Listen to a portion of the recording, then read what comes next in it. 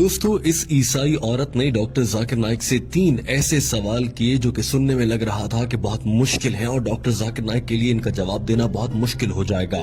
इस औरत ने ये भी कहा था कि अगर डॉक्टर जाकिर नाइक मेरे सवालों का सही जवाब दे देंगे तो मैं यहीं खड़ी खड़ी इस्लाम कबूल कर लूंगी। इस औरत का पहला सवाल ये था कि मुसलमान जब हज पर जाते हैं तो आबे जमजम और खजूर लाते हैं, इसी तरह से हिंदू अपने मंदिर की प्रसाद लाते हैं और प्रसाद सबको खिलाते हैं, तो इन दोनों में तो कोई फर्क नहीं हुआ। इस औरत ने कहा कि मुझे इन दोनों में कोई फर्क नजर नहीं आता। इस औरत का दूसरा सवाल ये था कि एक मर्द के साथ जिनसी ताल्लुक क्यों नहीं बना सकता, इसी तरह से एक औरत के साथ जिनसी ताल्लुक क्यों नहीं बना सकती। इस्लाम में हम जिन्स परस्ती से मना क्यों किया गया है।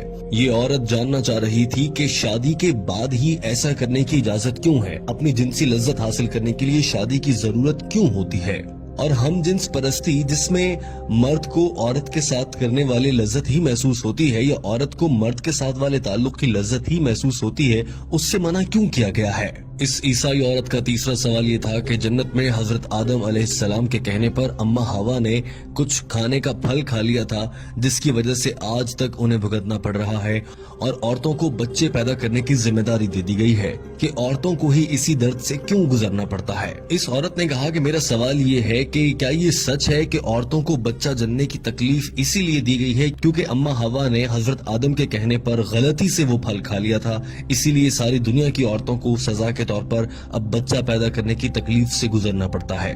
डॉक्टर जाकिर नाइक ने जवाब देने से पहले कहा कि हमारी इस बहन ने अच्छा सवाल किया है और उनके सवालात को दोहराया। उन्होंने पहले सवाल को लेते हुए कहा कि प्रसाद खाने में और खाना काबा से या हज और उम्रा से खजूरें खाने में क्या फर्क है, इस पर सबसे पहले बात कर लेते हैं। उन्होंने कहा कि हिंदू किताबों के मुताबिक प्रसाद अल्लाह को खिलाने के तौर पर दिया जाता है, लिहाजा हिंदू जब प्रसाद बांटते हैं या किसी को देते हैं तो इसका मतलब ये है कि वो अपनी तरफ से ये सोच रहे होते हैं कि वो अपने भगवान को या अपने खुदा तक खाना पहुंचा रहे हैं, जबकि हकीकी खुदा को जिसे आज तक हिंदू पहचान नहीं पाए उसे खाने की जरूरत नहीं होती।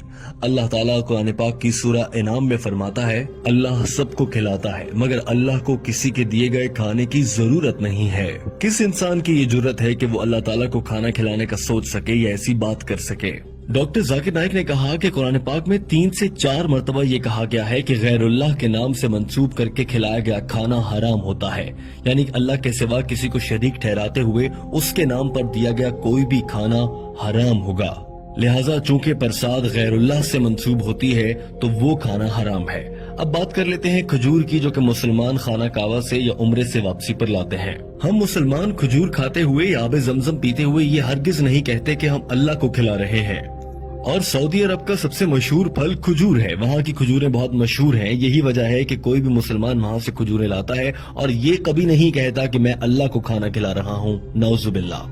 डॉक्टर जाकिर नाइक ने कहा कि ये भी जहन में रहे कि खजूर बहुत मुफीद ग़िज़ा है और सेहत के लिए भी बहुत अच्छी है, लेकिन याद रखिए अगर हिंदू प्रसाद के नाम पर खजूर भी देगा तो वो खाना हराम है क्योंकि ये गैरुल्लाह के नाम से नामजद या मंसूब है, लिहाजा मुसलमान इसे नहीं खा सकते और ये खाना हराम होगा, भले कोई हिंदू प्रसाद की सूरत में खजूर ही दे रहा हो। दूसरे सवाल की जाने बढ़ने से पहले डॉक्टर जाकिर नाइक ने कह दिया कि ये है हिंदू और मुसलमान में फर्क कि मुसलमान ऐसा नहीं समझते कि उनके बनाने वाले रब्बे ताला को, अल्लाह को किसी के खाने की जरूरत है, जबकि हिंदू ऐसा समझते हैं कि उनके भगवान को खाना खिलाने की जरूरत है। डॉक्टर जाकिर नाइक ने कहा कि हमारी इस बहन का दूसरा सवाल ये था कि हम जिन्स परस्ती क्यों गलत है, मर्द के साथ और औरत के साथ सेक्स या जिनसी ताल्लुकात क्यों नहीं रख सकते, जबकि मकसद तो लुत्फ लेना ही होता है और इसके लिए शादी करने की क्यों जरूरत है, शादी के बगैर ये सब क्यों नहीं किया जा सकता। डॉक्टर जाकिर नाइक ने इसका जवाब देने के लिए कुरान पाक की आयत का हवाला दिया और कहा,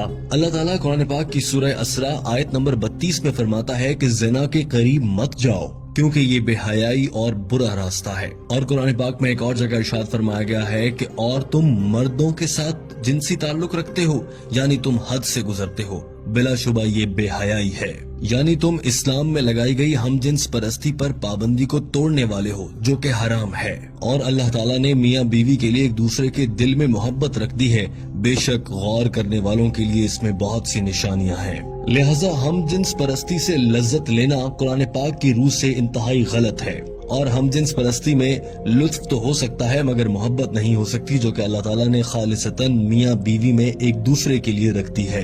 اور سائنس بھی یہ کہتی ہے کہ انسان حقیقت میں ہم جنس پرستی کو ناپسند کرتے ہیں۔ اب آپ یہ بھی نقطہ اٹھا سکتی ہیں یا اٹھاتی ہوں گی اکثر کہ ہم جنس پرستی دو لوگ اپنی مرضی سے کر رہے ہیں، ہم اس میں کون ہوتے ہیں بولنے والے، لیکن ہمارے خدا نے، اللہ تعالیٰ نے اس سے منع فرمایا ہے۔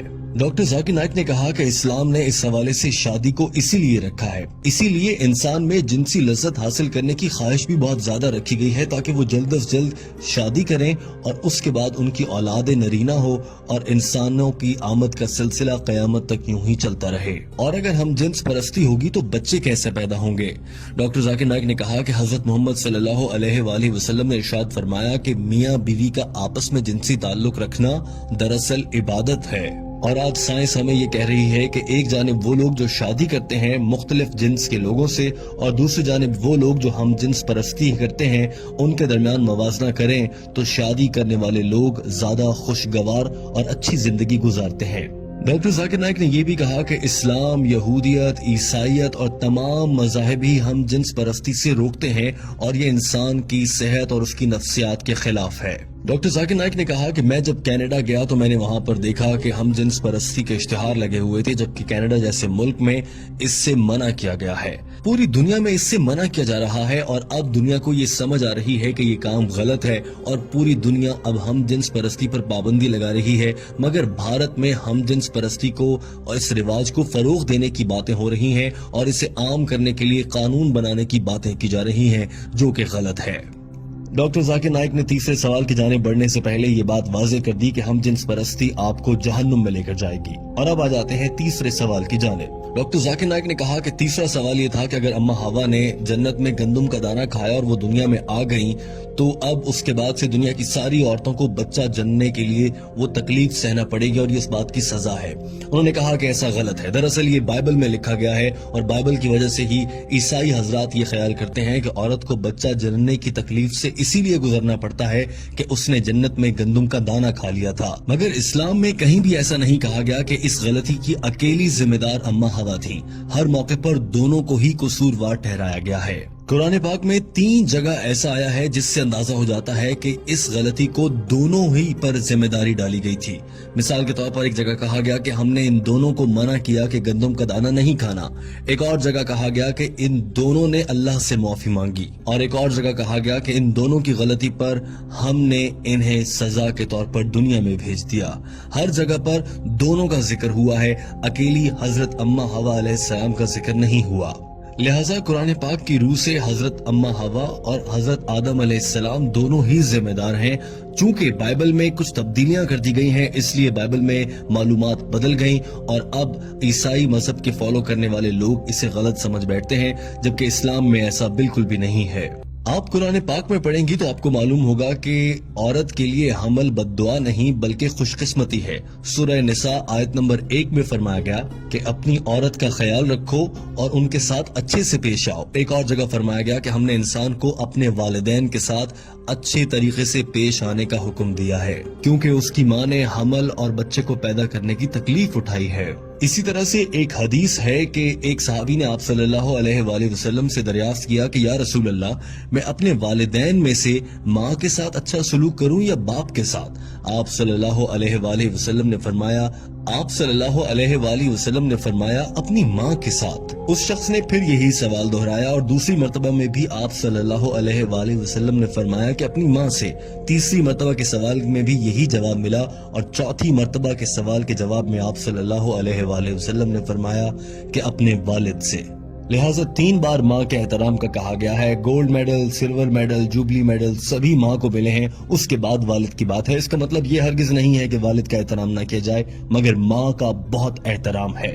اور ڈاکٹر ذاکر نائک نے یہ بھی کہا کہ اللہ تعالیٰ نے اسی لیے یہ ذمہ عورت کو دیا ہے۔ بتائیں آپ، کیا کوئی مرد بچے کو جنم دے سکتا ہے؟ ہرگز نہیں۔